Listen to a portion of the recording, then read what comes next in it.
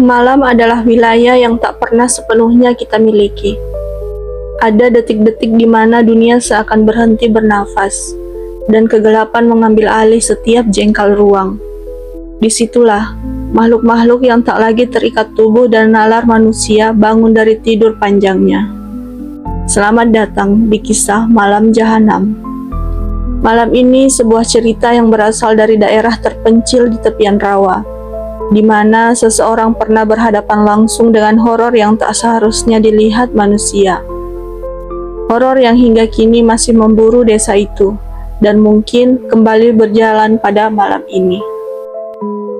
Desa itu terletak jauh dari keramaian, dikelilingi rawa yang tenang di permukaan, namun penuh misteri di dalamnya. Rumpun bambu tumbuh rapat, menutupi jalan setapak dan memaksa siapapun berjalan dengan hati-hati setiap malam. Pada malam tertentu yang dingin, bulan muncul pucat seperti wajah yang kehabisan darah. Langit tampak enggan memberikan cahaya. Angin yang biasanya membawa aroma tanah basah terasa menahan nafas, seolah tahu sesuatu yang mengerikan akan melintas. Seorang perempuan penjual jamu yang tinggal sendirian menghabiskan malamnya menyiapkan bahan-bahan untuk esok hari. Ia tidak pernah takut pada suara-suara malam, sampai malam itu memberikan tanda pertamanya. Seekor anjing di kejauhan melolong panjang. Bukan lolongan biasa, tapi lolongan putus asa, seperti melihat sesuatu yang tak seharusnya ada. Dari arah rawa, muncul aroma logam yang samar, seperti darah yang baru mengalir, dan itulah awal dari malapetaka panjang malam itu. Perempuan itu menutup pintu kayu rumahnya, namun suara dari luar seakan menolak untuk menjauh. Rumpun bambu di belakang rumah bergesekan pelan, padahal angin tak bergerak sedikit pun. Suara itu bukan hanya gesekan, tetapi seperti bisikan panjang yang mengikuti ritme napas seseorang yang sedang mengintai. Lantai rumah yang terbuat dari papan tipis bergetar sangat halus. Getaran hampir tidak terasa, namun cukup untuk membuat jantungnya berdebar lebih cepat dari sebelumnya. Ia memerhatikan celah-celah dinding. Gelap, sepi, hanya suara gesekan bambu yang terus berbicara.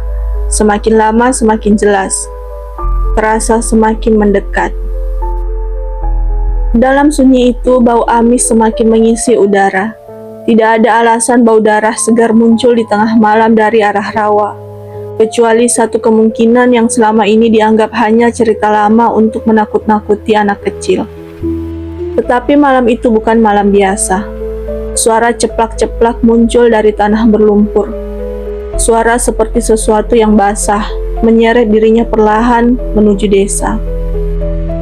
Seekor burung hantu melintas dan mengeluarkan suara yang pecah, lalu terbang terburu-buru menjauh. Rumpun bambu runtuh sedikit, seolah ada sesuatu yang berat melayang di atasnya. Dan kemudian, terlihatlah sosok itu. Di antara bayang-bayang kabut rawa, melayang perlahan sebuah tubuh tanpa kaki, tanpa perut, tanpa organ dalam yang tertutup.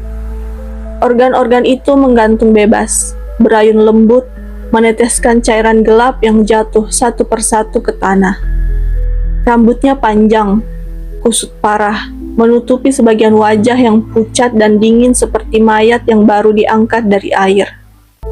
Di balik rambut itu, dua mata menyala merah, tidak seperti mata manusia, lebih seperti bara api yang hidup dan sedang kelaparan. Kuyang itu mengarahkan dirinya ke desa. Gerakannya perlahan, tenang, hampir elegan. Namun setiap tetesan cairan yang menetes dari organ-organnya menimbulkan suara basah yang meresap sampai ke tulang. Perempuan itu membeku. Ia sudah tahu apa yang datang malam itu. Kuyang itu tidak langsung menyerang.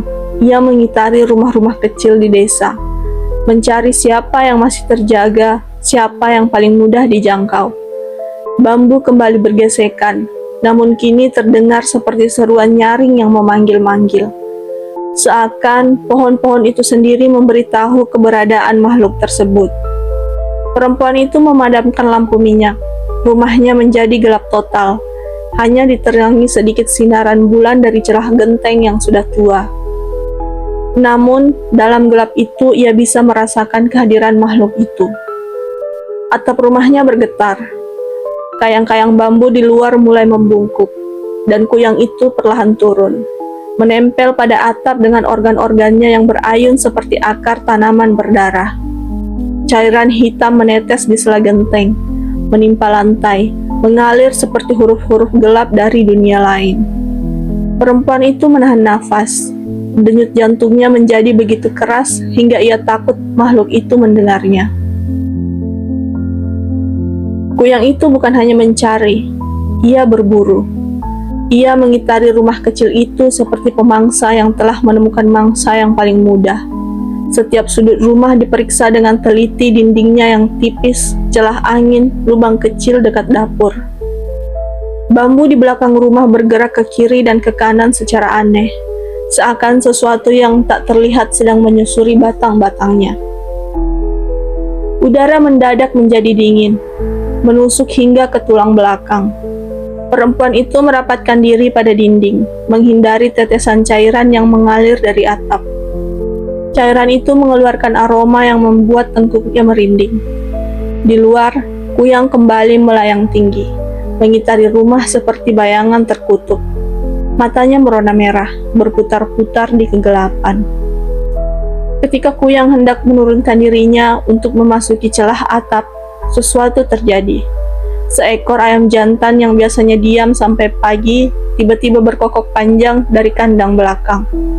Suara itu pecah, keras, menggema ke seluruh desa, dan menjadi bunyi yang kuyang paling benci. Tubuh kuyang itu mendadak bergetar keras.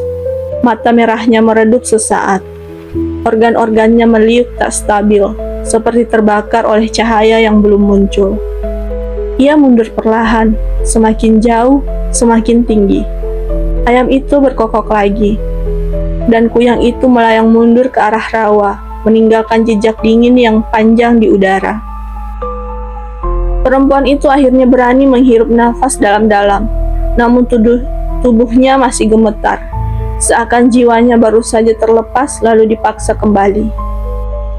Walau kuyang itu telah pergi, malam belum memberikan rasa aman. Rawa masih mengeluarkan suara-suara basah. Kabut tetap menggantung rendah, dan bambu terus bergesekan. Kali ini lebih lambat, seperti nafas makhluk yang lelah tapi belum selesai berburu. Perempuan itu menutup semua celah rumah, duduk bersandar pada pintu, memejamkan mata dan berharap matahari segera naik. Namun suara ceplak-ceplak kembali terdengar dari kejauhan. Aroma amis mengalir pelan dari arah rawa, lalu menghilang, lalu muncul lagi. Kuyang itu tidak benar-benar pergi jauh. Ia hanya menunggu, membaur dengan kabut, mencari kesempatan lain. Karena makhluk seperti itu tidak pernah kenyang, tidak pernah berhenti, dan desa itu tahu setiap malam, terutama malam tanpa angin, ia akan kembali. Hingga hari ini penduduk desa masih mengingat malam itu sebagai salah satu malam tergelap dalam hidup mereka. Beberapa rumah dipercaya masih memiliki noda gelap yang tidak bisa dibersihkan, sisa dari cairan yang menetes dari organ kuyang. Setiap malam bulan pucat, anjing di desa masih melolong panjang tanpa alasan. Bambu masih berbisik, dan rawa tetap mengeluarkan aroma yang terlalu mirip darah.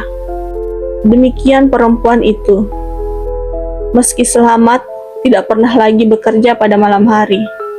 Ia tahu, kuyang itu belum benar-benar pergi.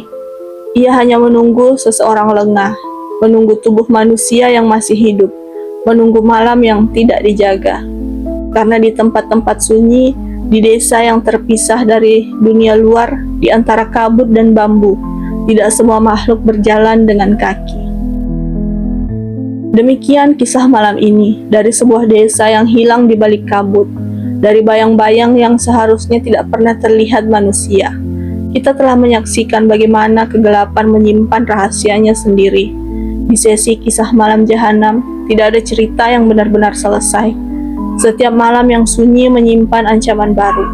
Setiap bayangan bisa menyembunyikan makhluk yang menunggu untuk kembali. Sampai bertemu di malam berikutnya, jika Anda masih berani mendengarkan.